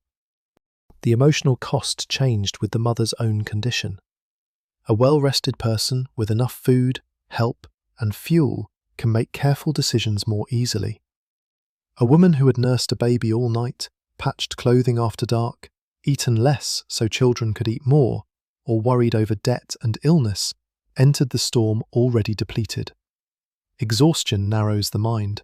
It makes small problems feel personal. It turns a spilled bowl into a test of character, even when it is only a child's elbow meeting gravity. Then comes guilt, the old household ghost. If she snapped at a child, she might regret it. If she let a child help and the child came back wet, she might blame herself. If she kept children inside and the animals suffered, she might blame herself. If she sent someone out and the weather worsened, the blame could become unbearable. A snowstorm offered very few perfect choices, but it offered many chances to feel responsible anyway. This burden was not evenly shared, even in loving families. Fathers, older boys, grandparents, neighbours, and older daughters could all carry parts of the load. Many did. But the daily moral pressure of children's bodies often settled on mothers because care was expected to be their territory. A child's hunger, dirty clothing, cough, fear, manners, warmth, and obedience could all become evidence of her competence in the eyes of family and community. The storm judged everyone. People judged the mother. That judgment could be silent. No one had to say, "Why was the child wet? Why was there no dry cloth? Why did the fire go low? Why was the little one allowed near the door?" The possibility of judgment was enough. It made private hardship feel public before anyone arrived.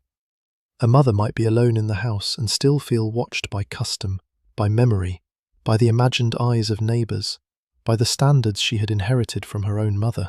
And yet the children themselves were not only burdens, they were the reason the work had shape. A child asleep under a quilt gave purpose to the ash being banked. A child's warm hands proved that the mitten had mattered. A child finishing a bowl justified the flour spent. The mother's attention moved through fear, but it also moved through attachment. She did the work because the small bodies in the room were not abstract dependents. They were particular children with names, habits, stubbornness, favourite corners, and faces she knew even in low light. That particularity is what the archive often cannot hold. It may tell us there were 6 children in the household. It may not tell us which one hated wool, which one tried to be brave, which one coughed at night, which one slept with one foot outside the blanket, which one needed the story repeated before sleep. A mother knew those details. Her survival system was not designed for children in general. It was designed for these children, in this room, in this storm. So the emotional cost was not only fear of death or disaster, it was the steady pressure of noticing. Noticing before cold became danger. Noticing before hunger became weakness. Noticing before boredom became disobedience. Noticing before illness changed. Noticing before the house failed in some small way that would make every other problem harder. Attention was her invisible fuel, and unlike wood, it could not be stacked neatly by the door. By late night, when the room finally quieted, the mother might still be awake. Not because there was one dramatic crisis, but because everything was temporarily all right, and temporarily all right still needed supervision. The stove glowed low. The flour sack stood in the corner. Damp clothing gave off its smoky smell. Children breathed under quilts, each breath another tiny report from the edge of winter. She listened, counted without numbers, and spent one more hour being the part of the house that did not sleep. The part of the house that did not sleep has almost no monument. That is why the next turn matters. By this point, It would be easy to turn the frontier mother into a heroic figure carved against the storm. One woman, one fire, one brave face, one white knight. There is truth in the courage, but the image is still too simple. It makes survival look like a single moment of greatness, when most of it was repetition so ordinary that memory had trouble respecting it. The real work came back again and again. Check the stove, check the child, check the socks, check the door, stir the pot, save the fuel, move the blanket, listen to the cough, tell someone no, tell someone yes, but only from here to there. Tie the scarf again, count the children without seeming to count them. Look at the flower, look at the sky. Do it again before anyone thanks you, because the storm has not finished asking. Repetition does not sound dramatic, because repetition is how life stays intact. A frontier snowstorm could include terrifying moments. Of course. A child missing on a path, a fuel supply failing, a fever rising, animals in danger, a roof giving way. But many children survived because the dramatic moment never arrived, or arrived weakened, because someone had already done 100 dull things correctly. The door stayed shut, the kindling stayed dry, the littlest child stayed away from the stove, the older daughter ate before she became faint. The wet mitten was found before it froze stiff. That is hard for storytelling, because disaster has a clean shape and prevention does not. Prevention is mostly invisible. If a child does not get lost, there is no rescue story. If the fire does not go out, no one writes a thrilling paragraph about ash management. If the baby's hands stay warm, history does not applaud the person who noticed them cooling an hour earlier. Survival often leaves behind no event, only a mourning that continues. The mother lived inside that unrecorded success. She was not always graceful there. We should allow her that mercy. She may have lost patience. She may have scolded too sharply, forgotten a small thing, misjudged a sign, or sat for 1 minute longer than she meant to, because tiredness pulled at her like another child. The premium version of this story should not make her perfect. Perfect mothers belong to memorial speeches. Real mothers belong to rooms with smoke, spilled food, damp boots, and children who asked questions at the least helpful time. Her strength, when it appeared, was often practical rather than grand. She knew which child needed a task and which child needed a quilt. She knew when to let the older boy feel useful and when to keep him inside despite his pride. She knew when the daughter helping too quietly had to be made to sit down. She knew the difference between a child whining from boredom and a child going quiet in a way that deserved attention. That knowledge was not magical. It was built through days of care that became judgment. This is also where the household's dependence on women's labour becomes impossible to ignore. A frontier mother was not simply adding tenderness to a system built elsewhere. She was making the system function. The stove did not tend itself. Food did not turn itself into meals. Clothing did not dry, patch, or arrange itself on small bodies. Children did not automatically obey rules they did not understand. Fear did not calm itself. The home was a survival machine, but it needed a human operator, and often that operator was working with very little sleep. Still, she was not alone in every case, and the story should not pretend she was. Fathers, older sons, daughters, grandparents, neighbours, teachers, and community members could all be vital. A father hauling fuel through snow might be taking a serious risk. A neighbour arriving with food could change the day. A teacher keeping children safe at school mattered deeply. But the title asks about mothers because the child's immediate world often passed through the mother's noticing. The body, the bowl, the blanket, the cough, the small permissions that decided whether a child stayed warm, fed, and accounted for. The late lesson is that frontier survival was less like defeating nature and more like refusing to let nature enter through small mistakes. The storm did not need to knock down the house if it could come in through wet cuffs, wasted fuel, missed symptoms, a door opened too long, or a child sent too far. A mother's work was to notice the small entrances and close them before they widened. That work had no clean ending. Even when the worst of the storm passed, the consequences remained. Damp bedding had to be dried, wood had to be replaced, food stores had to be recalculated, children who had been kept still had to move again, animals had to be checked, paths had to be found under drifted snow. A sick child might still be sick, a tired older daughter might still be expected to help. The storm could leave the sky and stay in the chores. Sometimes morning brought relief. Sometimes it brought accounting. The door opened carefully, and the world outside was remade. Fences softened into white lines, the woodpile half buried, the path gone, the barn roof carrying more snow than anyone liked. Smoke lifting from a neighbour's chimney might mean they were safe, or only that someone over there was also trying. The mother, who had spent the night narrowing the world to the stove and children, now had to widen it again. This widening could be dangerous too. Children, once released from the room, might run towards snow as if it were only play. They had been frightened, bored, cramped, and corrected, and now the shining world outside looked like freedom. A mother had to begin again. Do not go beyond the fence. Keep your mittens on. Stay where I can see you. No, not that drift. No, not the roof snow. No. The storm being over does not mean winter has become your friend. History rarely records how many times survival required saying no after danger appeared to have passed. And beneath all of it lay the knowledge that another storm could come. The mother would save ashes, patch clothing, dry bedding, count food, check the roof, watch the sky, teach the children again, and repeat the same boring defences. Not because she lacked imagination, but because repetition was the technology available to her.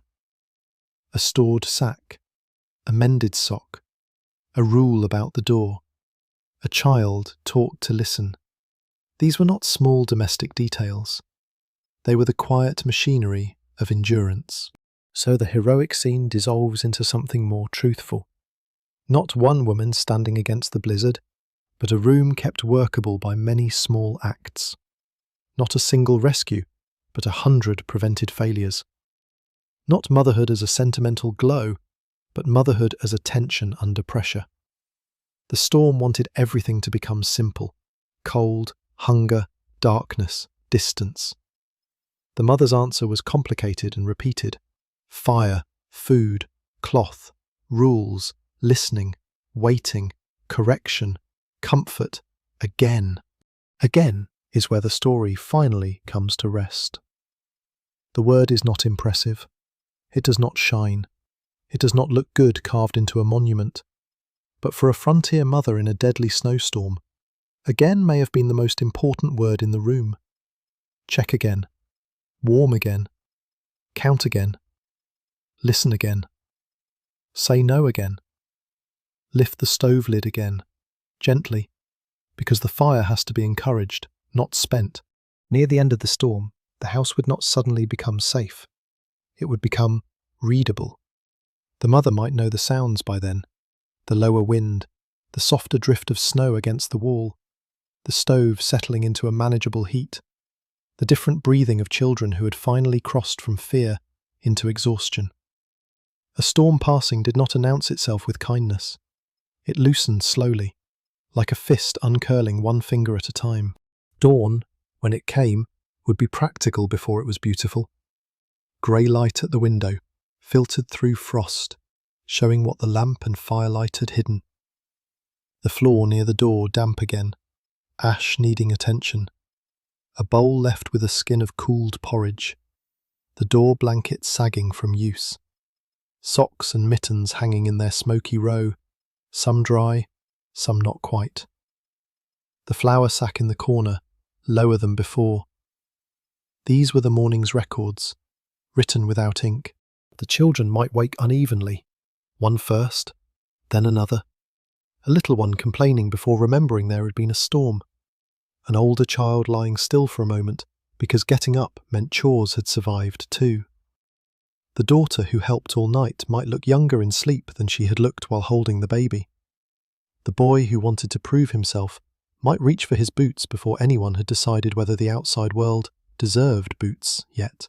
The mother would see them, one by one, not as symbols, not as pioneer spirit, as children with warm cheeks, tangled hair, dry lips, bad moods, hungry stomachs, and living breath. That breath is the true ending of the storm inside the house. Not the snow stopping, not the sky clearing. The children breathing under quilts, with all their irritating, beloved needs waiting to begin again. Outside, the landscape would have been changed. The path to the schoolhouse gone or buried, the fence line softened, the woodpile reshaped, the barn door perhaps drifted in. The world that had been so familiar before the storm now required proof. Someone would have to open the door carefully, test the snow, read the yard, look for smoke from neighbours, check animals, judge the roof, find the path, and begin turning the white silence back into a usable place. But the mother may pause before that. Not a long pause, because long pauses belong to people with extra help and no hungry children. Just a breath, while the room is not yet demanding everything at once. The stove is alive, the children are here, the roof held, the food lasted through the night. The damp mitten did not become a disaster. 100 small failures did not gather into one large one. That is not nothing. That is the whole story wearing plain clothes. If later memory turned this into a brave winter tale, it might skip this pause. It might prefer the thrilling parts, the height of the snow, the blocked road, the missing neighbour, the dangerous trip to the barn, the bitter cold. Those details matter, but they are not the only truth. The quiet truth is that much of survival happened before anyone could tell a good story about it. Survival happened when a mother noticed a draft, when she stretched a meal, when she stopped a child at the latch, when she made the older daughter eat, when she did the boring thing one more time. There is no need to make her superhuman. In fact, making her superhuman would erase the hardest part. She was human and still responsible. She was tired and still listening. She may have been afraid and still had to sound steady. She may have wished for more wood, more food, better walls, kinder weather, a doctor closer by, a neighbour at the door, an extra hour of sleep. Wanting those things did not make her weak. It made the work real. The children may not have understood. Children rarely understand the full architecture of their safety while they are inside it. They might remember the storm as the night they were not allowed outside, the morning the porridge tasted smoky, the time their sister was bossy, the day mother kept touching their hands to see if they were cold. Years later, one of them might remember the sound of the stove or the smell of wet wool and feel, without quite naming it, the shape of protection. That is how domestic history survives sometimes. Not as a date, but as a sensation. A certain smell brings back the room. A quilt pattern brings back the bed shared with siblings. The scrape of iron brings back the stove lid. A winter wind against a modern window brings back an old family sentence. Do not open that door. The archive may stay thin, but memory stores what paper neglects. And yet we should let the story remain complicated. Some families did not have enough. Some mothers lost children despite skill, love, and effort. Some storms overcame preparation. Some houses were too poor, too isolated, too unfinished, too unlucky. To honour the mothers who succeeded, we should not pretend success was guaranteed by character. To honour those who did not, we should not turn loss into a lesson. Weather, poverty, illness, distance, discrimination, and bad luck all had a vote. So the final image is not triumph exactly. It is endurance with ash on its hands. A mother stands in the grey morning near the stove, listening before the day breaks open. Around her are the plain witnesses, the lower flour sack, the drying mittens, the quilt heap moving with children's breath, the door still packed with snow along the bottom edge. Nothing in the room looks grand enough for a legend. Everything in the room is why the children are alive. Soon the chores will begin again. The door will open. Cold will come in. Someone will complain. Someone will be hungry. The animals will need checking. The path will need finding. The older daughter may be asked to help before she has fully woken. The stove will ask for fuel with the patience of iron. The storm may be passing, but winter is not finished. And motherhood on the frontier rarely ended at the dramatic part. For now, though, there is the small mercy before movement, a room that held, a fire that remained, children still breathing in the softened dark, and a mother, not carved into history as perfectly brave, but standing beside the stove with one hand near the warm iron, already counting what must be done next.